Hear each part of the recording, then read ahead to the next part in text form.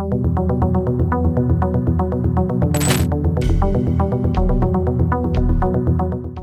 বাড়লেই শহরটা বদলে যায়।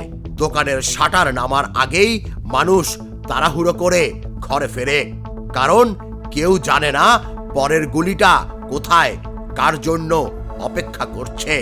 ঠিক এমন এক ভয়ঙ্কর বাস্তবতায় দেশে শুরু হয়েছে operation devil hunt phase 2।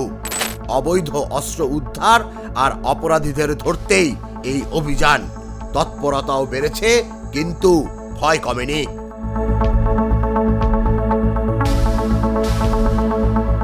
11 December নির্বাচনের তফসিল ঘোষণার পরদিনই রাজধানীতে সিনেমার দৃশ্যের মতো আততায়ীর গুলিতে লুটিয়ে পড়েন ইনকিলাব মঞ্চের মুখপাত্র শরীফ ওসমান হাদী। চিকিৎসাধীন অবস্থায় তার মৃত্যু যেন সবাইকে কাঁপিয়ে দেয়।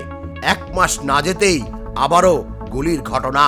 তেস্তুরি বাজারে স্বেচ্ছাসেবক দল নেতা আজিজুর রহমান মুসাব্বির খুন। এরপর যেন একটার পর একটা ভয়ঙ্কর দৃশ্য। নতুন বছর শুরুর কয়েকদিনেই 9টি চাঞ্চল্যকর হত্যাকাণ্ড। একদিনে 3 জেলা যশোর, চট্টগ্রাম, নরসিংদীতে 3 জন গুলিতে নিহত।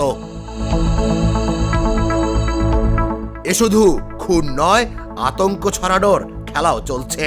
রাজবাড়ীতে জামিনে বেরিয়েই কারাগারের সামনে গুলি ছুড়ে জানান দেয় এক সন্ত্রাসী। চট্টগ্রামে একটি বাড়ির লক্ষ্য করে ছোড়া হয় 20 রাউন্ড গুলি।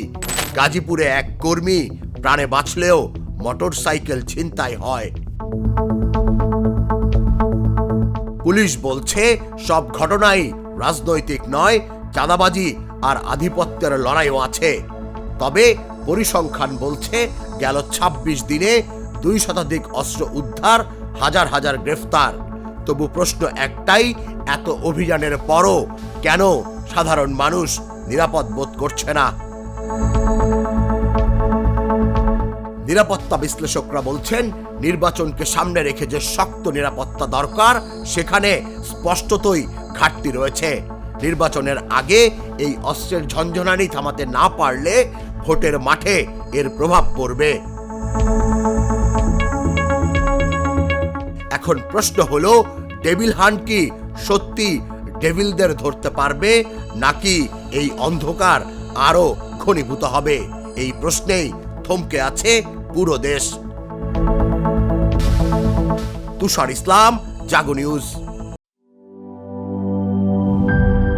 দুধার চকলেটে একাকার হয়ে ওঠা প্রাণ লেয়ার, সম্পর্কের মিষ্টি ম্যাজিক।